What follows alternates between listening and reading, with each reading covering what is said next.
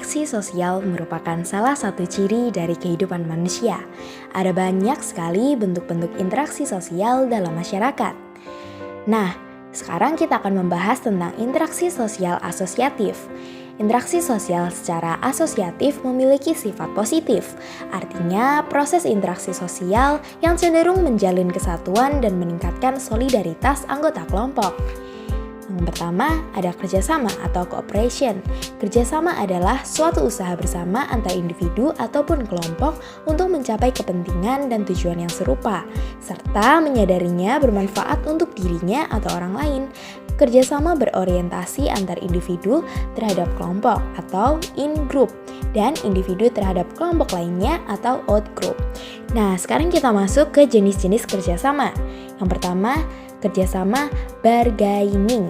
Bargaining atau tawar-menawar merupakan kesepakatan tukar-menukar barang atau jasa antara dua pihak atau lebih dengan mengutamakan prinsip keadilan.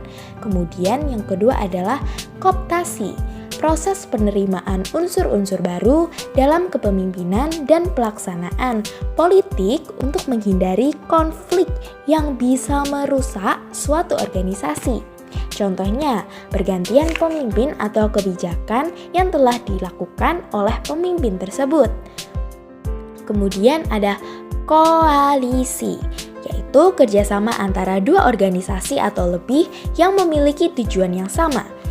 Contoh, ketika dua atau lebih partai saling bergabung untuk memberikan dukungan kepada partai lain untuk maju pada pemilihan presiden. Kemudian ada joint venture, yaitu kerjasama antara dua perusahaan atau lebih untuk menjalankan suatu usaha bersama dalam periode waktu yang tertentu.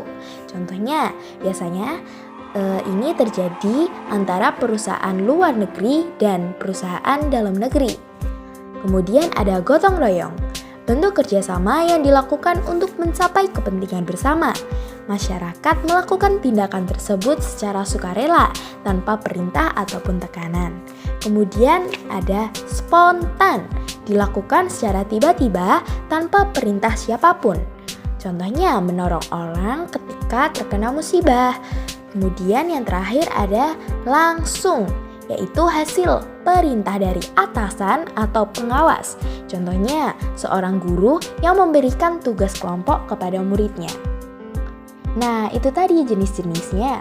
Kerjasama akan bertambah kuat jika terdapat bahaya dari luar dan juga tindakan-tindakan luar yang menyinggung kesetiaan yang telah tertanam dalam kelompok, dalam diri seseorang atau segolongan orang lain. Terima kasih.